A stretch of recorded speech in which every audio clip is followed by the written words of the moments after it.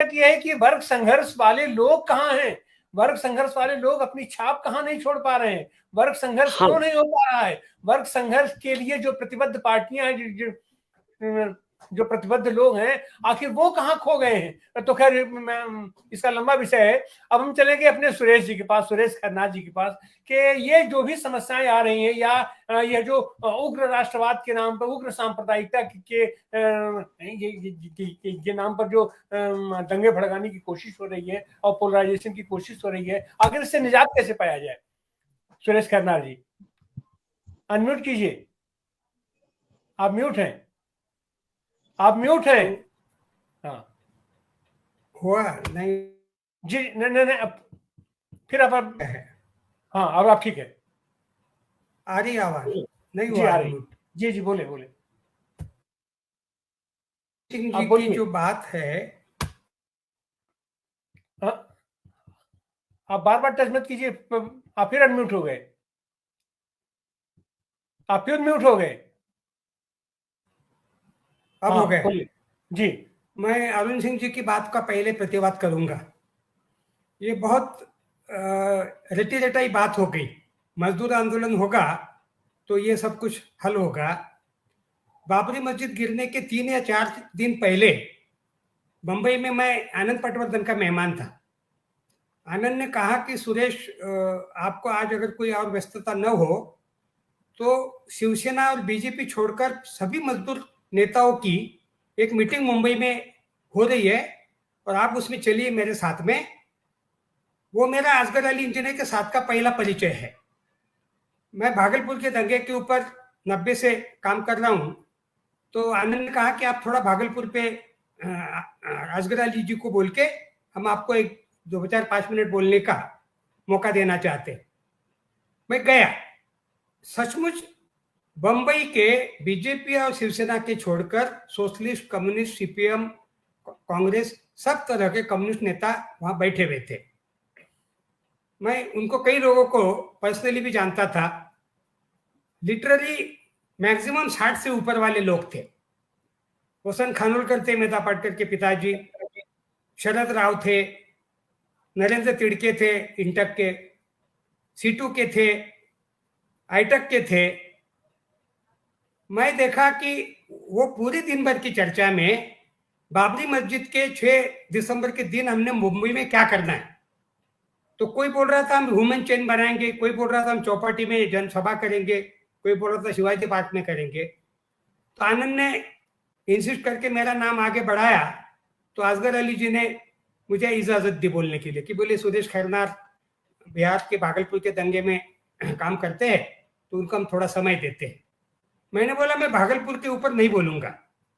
भागलपुर, मालेगांव, अहमदाबाद सब एक ही होते हैं। मैं जिंदगी में पहली बार महाराष्ट्र के और मुख्य रूप से बंबई, जिसको औद्योगिक नगरी भी बोला जाता है, इसके सब मजदूर नेताओं के बीच में मैं बैठा हूं, बीजेपी शिवसेना छोड़कर। और मैं आपको सबको दावे के साथ कहता हूं कि आपका मेजॉरिटी कैडर जो है मजदूर, जिसके बलबूते पे आज आप यहां बात कर रहे हो, वो यहां पट्टी बांधकर मंदिर वही बनाएंगे कि नारे देते हुए अयोध्या गया है। मैं अपने आंखों से देखते हुए आ रहा हूं। और आपको आश्चर्य लगेगा, बाबरी मस्जिद गिरने के बाद मुंबई में भी दंगे हुए। लार्सन एंड ट्यूब्रो और बॉम्बे पोर्ट ट्रस्ट, इनके मैनेजमेंट ने गेट के ऊपर बोर्ड लगा दिए, माइनॉरिटी कम्युनिटी के मजदूरों ने काम पे नहीं आना है, आएंगे तो अपनी रिस्क पे आएंगे, हम उनकी जिम्मेदारी नहीं लेते। और आप सब लोगों को बड़ा धक्कादायक लगेगा, एक भी मजदूर नेता या एक भी मजदूर यूनियन सामने नहीं आई। और मुंबई में क्या हुआ, क्या होते रहा, ये तो समय समय की और भी आगे की डेवलपमेंट्स है। भारत का वर्तमान मजदूर, भारत का वर्तमान जो भी तथाकथित संगठित क्षेत्र का भी जो भी कोई हम अपने लोग समझते हैं, वो सब के सब आज की तारीख में सैफ्लनाइजेशन के कलर में शामिल हो गए हैं। हाँ, बोनस उनके अपने आर्थिक मांगों के लिए वो जरूर लाल झंडे के नीचे आ जाते हैं। जैसे नर्मदा बचाओ आंदोलन में विस्थापन को लेकर निमाड़ में किसान इकट्ठा हो जाते हैं, लेकिन वही किसान अभी जो दंगा हुआ पिछली बार, उस समय या बाबरी मस्जिद के समय, या मैं किसी धरने में बैठा था वहां निमाड़ में, किशन पटनायक जी भी थे साथ में, और किशन जी को बोला गया था कि आप वर्तमान परिस्थिति पे बात कीजिए। मेधा जी का अनशन चल रहा था। किशन जी ने जो भी अपनी समझ के अनुसार बताया, तो एक किसान देवराम भाई पाटीदार जो मेधा पाटकर के साथ में जिनेवा तक गया है, उसने किशन पटनायक को हुट आउट किया। मैंने रात को देवराम भाई पाटीदार को पूछा तो उसने कहा कि हमको राजनीति का पाठ आप लोगों से नहीं सीखना है, हमको सिर्फ बांध के बारे में आप लोगों की भूमिका चाहिए, बाकी हम बीजेपी कांग्रेस में बटे हुए लोग हैं, निमाड़ी लोग, हमको राजनीति पाठ नहीं पढ़ाना। ये नर्मदा बचाओ आंदोलन का 25-30 साल के आंदोलन का वास्तव है। पहले इन बातों का हम स्वीकार करें। हम कम्युनिस्ट, सोशलिस्ट, गांधीयन सब लोग पहले ये स्वीकार करें कि आज की तारीख में पोलराइजेशन की बीमारी हमने हमारे अपने खुद के घरों में हो चुकी है। हमारे घर इंटैक्ट नहीं है। इस कारण आज की तारीख में ये जो बाकी खिली हुए इन्होंने कल ही मैंने एक वेबिनार में बोला, मनुस्मृति के जलाने के दिवस के बहाने कल हम एक अलग चैनल पे बैठे हुए थे। मैंने कहा कि आज की तारीख में ओबीसी है किसके साथ में? ओबीसी का पूरा के पूरा कुनबा, भागलपुर दंगे से लेकर गुजरात के दंगे तक का अगर आप देखोगे, मैंने खुद लालू यादव से मुलाकात करके भागलपुर दंगे के ऊपर कार्रवाई करने की मांग की थी, और लालू यादव ने कहा था हम कार्रवाई नहीं करेंगे। क्यों? सबके सब ओबीसी मंडल कैटेगरी के लोग हैं। और नरेंद्र मोदी के गुरु नाम से माधुरी दीक्षित के जो ससुर है डॉक्टर नेने, उनका एक मराठी में लेख है मेरे पास में, नागपुर से एक पत्रिका निकलती है, थैंक्स गॉड पड़ोस में फुले आंबेडकर पैदा हुए, लेकिन गुजरात में उनका कुछ भी असर नहीं हुआ। गुजरात के दलित और गुजरात के आदिवासी और ओबीसीओ ने गुजरात के दंगे में बखूबी भाग लिया, ऐसा अभिमानास्पद उनका लेख है। आज 90 साल के होंगे। ये डॉक्टर नेने दादू मियां नाम से मराठी में लिखते रहते हैं। बड़ौदा महाराज के कारण जो भी मराठी लोग बड़ौदा में जाके बसे, उनमें से एक फैमिली जिनके घर में नरेंद्र मोदी आया जाया करते थे प्रचारक के तौर पे। वास्तविक रूप से देश का वर्तमान जो पूरा आलेख मैं कहना चाहता हूं, ये मैं उदाहरण जो बार बार दे रहा हूं, आज की तारीख में ध्रुवीकरण बेतहाशा हो चुका है। हमारे अपने सपनों का भारत जो भी हमको लगे, गांधी का, फलाने का, ढिमके का, लेकिन वास्तविक रूप से आज भारत जार जार उसके एक जैसे एक चादर को फाड़ा जाता है, तोड़ा जाता है, वैसा आज भारत टूट चुका है। मैं अपने घर की गारंटी नहीं देता हूं। हमारे अपने भी घर पोलराइज हो चुके हैं। अभी पिछले महीने में मैं पूजा के समय कलकत्ता में था। समर बागची नाम के मेरे 90 साल पुराने सीपीआई के ओल्ड कॉमरेड दोस्त है, रो रो के मेरे को बता रहे थे कि Suresh, I have not a single friend in my family कि जिसके साथ में बात कर सकूं। सबके सब नरेंद्र मोदी के भक्त है। ये मैं बंगाल की वास्तविकता बता रहा हूं। तो ये जो पूरा जो चित्र जो बन चुका है, देखिए टेक्निकली कौन मुख्यमंत्री बनता है, किनकी सरकारें आती है, इसको छोड़ दीजिए।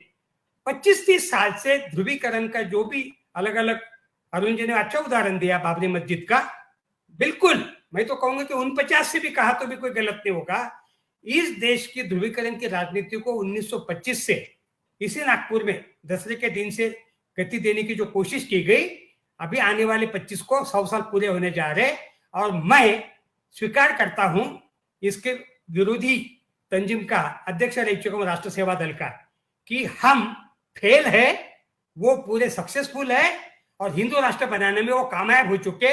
ये वास्तव स्वीकारने के बाद में इसको डील करने के तरीके क्या हो सकते, वो ढूंढने का हमने अब प्रयास करना चाहिए। अन्यथा हम अपनी पुरानी उन्हीं तर्कों में, उन्हीं बातों में अगर हम बात करेंगे, देखेंगे, तो हम कहीं नहीं पहुंचेंगे। आज का वास्तव पोलराइजेशन का है और पोलराइजेशन हमारे अपने घर तक आ चुका है।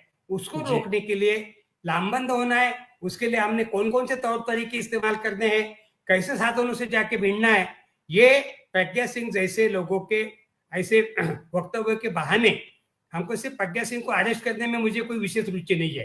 वो टेक्निकली हो भी जा सकती दिखाने के लिए, उससे बात रुकने वाली नहीं है, क्योंकि ऐसी प्रज्ञा सिंह दर्जनों है, हजारों की लाखों की संख्या में है।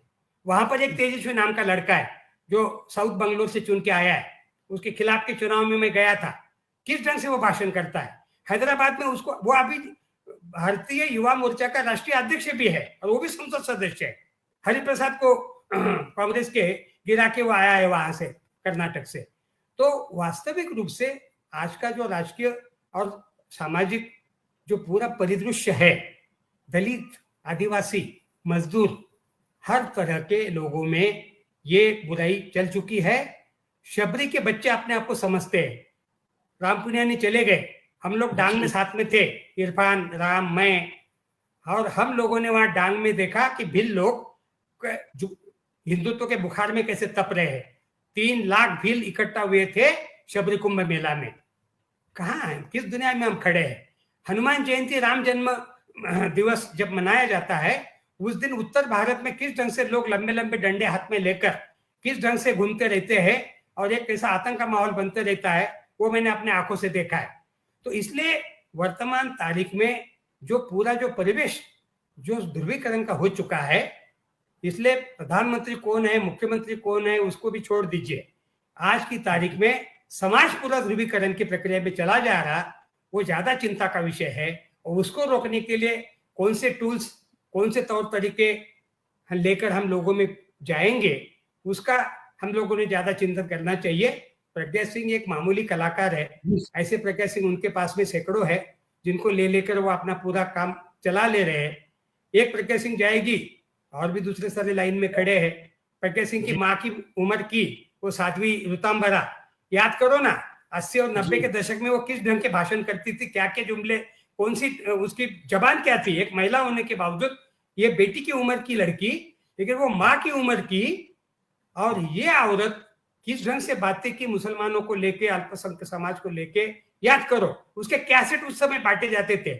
आज हम व्हाट्सएप यूनिवर्सिटी की बात कर रहे हैं, लेकिन उस जमाने में कैसेट का और टीवी लगा लगा के सुनने का जो तौर तरीका चल रहा था, उसमें ये लोगों का इनकी शुरुआत हुई है जी। और विनायक दामोदर सावरकर, जिसको अभी भारत रत्न की मांग कर रहे, सावरकर के 6 सुनहरे पन्ने नाम का एक सीरीज है।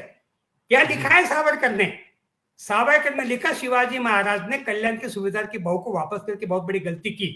कोश्यारी को लेके अभी यहाँ पर बहुत बड़ा आंदोलन चल रहा है, लेकिन कोश्यारी का बाप सावरकर ने शिवाजी महाराज को हड़काया है कि सावरकर ने कहा कि वो औरत को शिवाजी महाराज ने बलात्कारित करना था। और आगे जाके सावरकर लिखता है, बोल रहा हूं मैं जानबूझकर अंडरलाइन करके, समस्त शत्रु पक्ष की महिलाओं का बलात्कार करना चाहिए। ये विनायक दामोदर सावरकर का लिखित वांग्मय है। सावरकर सदन से प्रकाशित 6 सोनेरी पाने, हिंदी में 6 सुनहरे पन्ने। इस ढंग से लिखने वाले इनके गुरु, जिसके आज ये लोग भारत रत्न की मांग कर रहे हैं, उसके संसद भवन में गांधी जी के अपोजिट में उसका चित्र भी लगा के रख दिया है। और उसको लेकर अगर राहुल गांधी या कोई अगर थोड़ा बहुत वक्तव्य देता है, तो कितनी जगह केसेस के इन्होंने मामले डाल दिए राहुल के ऊपर और अन्य भी लोगों के ऊपर। ये जो पूरा, अभी आप 153 की अरविंद जी बात कर रहे थे, अरे भाई, ये सब जो प्रावधानों का सबसे ज्यादा प्रभावी उपयोग तो यही लोग कर रहे हैं। हमारे कुमार प्रशांत से लेकर राम पुनियानी से लेकर हमारे जैसे सभी लोगों के ऊपर ये इन्हीं प्रावधानों का इस्तेमाल कर करके कोर्टों में कंधमाल से लेके कहाँ का ये लोग केसेस डाल के इसमें ये एक्सपर्ट हो गए। भारतीय संविधान पर इनका विश्वास कतई भी नहीं है, लेकिन भारतीय संविधान के प्रावधानों का सबसे ज्यादा इस्तेमाल अगर कोई कर रहा है तो संघ परिवार कर रहा है। धन्यवाद जी सर, बहुत बहुत धन्यवाद। हमारा समय समाप्त हो चुका है और आप सारे साथियों का बहुत बहुत, लेकिन बात तो सही है कि जिस तरीके से 1925 से लेकर के लगातार पूरे 100 साल हो रहा है और इनका सतत ये अभियान के तहत आज की तारीख में ये इनका ध्रुवीकरण इस दौर पे चला गया है। और उसके ठीक इनके खिलाफ जो हमारी वर्गीय शक्तियां हैं, हमारे ये समाजवादी अपना लोग है, समाजवादी आंदोलन है, उनकी तैयारी उस तरीके से नहीं है, न तो संगठन के स्तर पर और न तो वैचारिक स्तर पर।